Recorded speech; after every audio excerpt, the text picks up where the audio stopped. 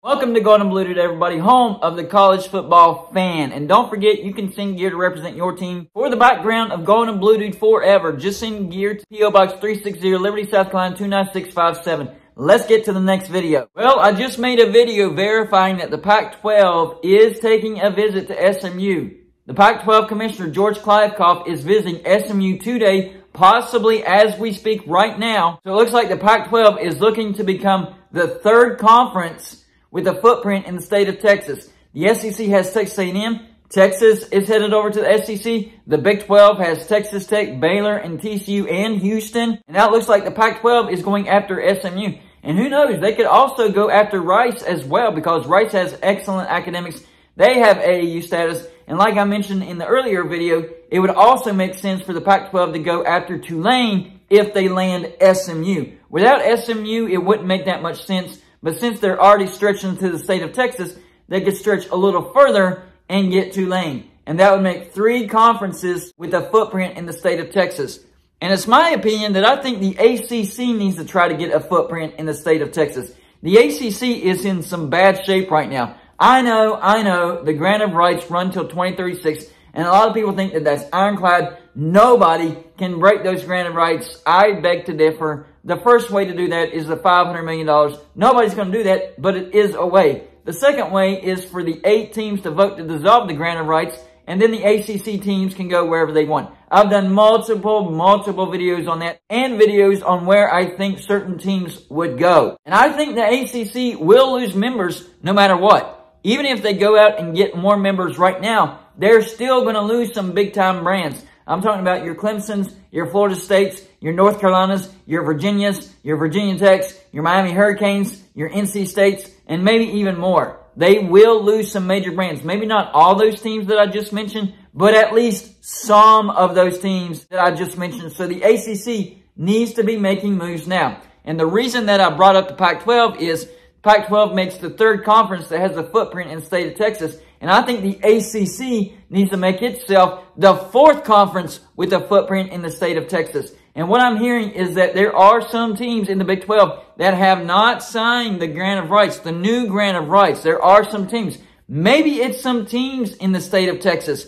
Maybe the ACC has a shot to grab up some teams in the state of Texas. That way, when they lose those big brands, they still have a strong conference. I'm talking about teams like a TCU, a Baylor, a Houston. And then, of course, I've talked about it many times. West Virginia would make a ton of sense in the ACC. As long as the ACC, after losing those big members, would still make enough money to where it would at least rival the Big 12. As long as it rivals, comes close, and surpassing would be great. But as long as it comes close, I think West Virginia would be a better fit in the ACC. Travel costs would come down tremendously, so maybe that would balance out that small gap between revenue. So as long as the ACC can come close to the revenue of the Big 12, yes, I think West Virginia could jump to the ACC. Now, that's a long story. That's a long shot. I really don't see it happening, but it's possible. But it's a different story for the ACC to get teams out of the state of Texas.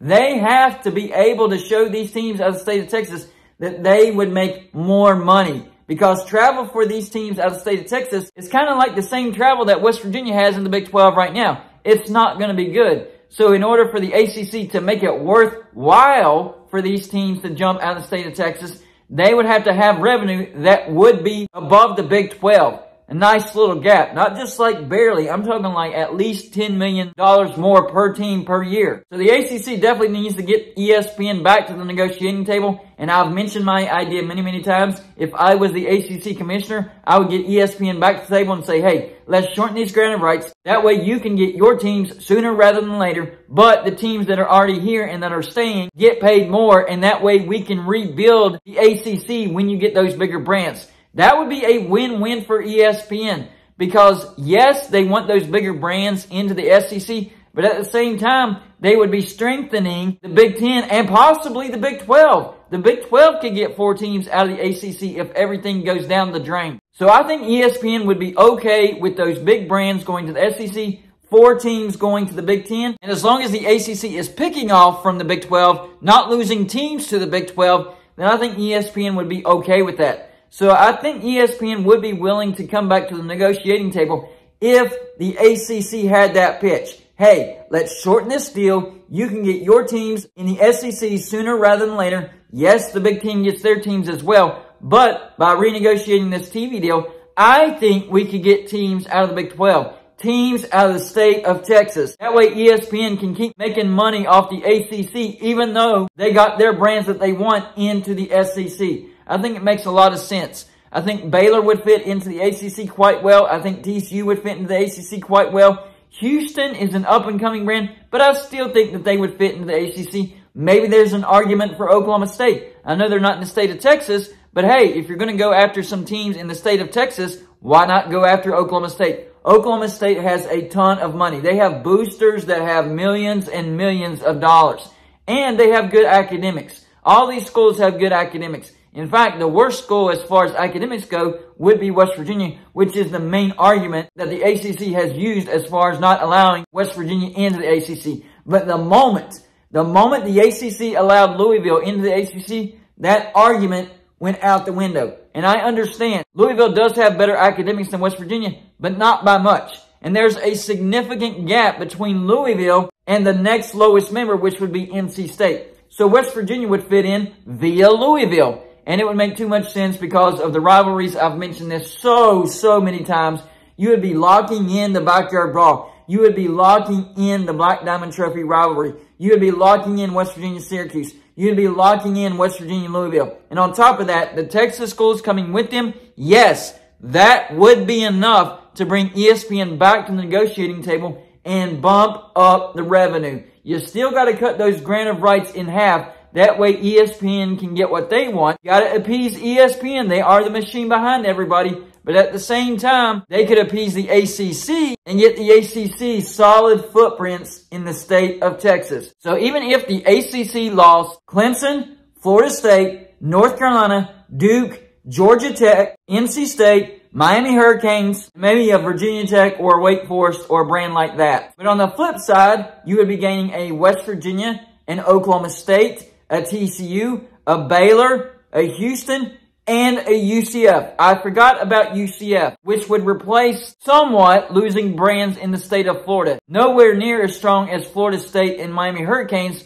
but you still have a footprint in the state of Florida. Now, I've heard that the 4 new teams have already signed the new grant of rights, which may be true, but I haven't heard the terms of the new grant of rights. I don't know if they're actually into effect yet. I don't know if they're actually there for anybody to sign yet. There's a lot that's up in the air that I'm trying to figure out. Do the new Big 12 grant of rights even exist right now? And if they do, who all has signed them? That's the biggest question right now for the Big 12. Because they need to get those grant of rights intact on the table. And they need to get pen to paper for all these universities that are staying in the Big 12. Because the sooner that happens, the more difficult it is for anybody to get teams out of the Big 12. I'm talking about the ACC and the Pac-12. So the Big 12 needs to be putting this on a rush if those grant of rights are not on the table right now. And if there are teams that have not signed the grant of rights, they need to put a rush on that and say, hey, you guys need to sign the grant of rights. Let's get this TV deal moving. Otherwise, there's still a chance that either the ACC or the Pac-12 could target some teams out of the Big 12 and try to get some teams from the Big 12. And then the Big 12 would be back to square one trying to get a bunch of group of 5 teams as backfills. You all know in the comment section, number 1,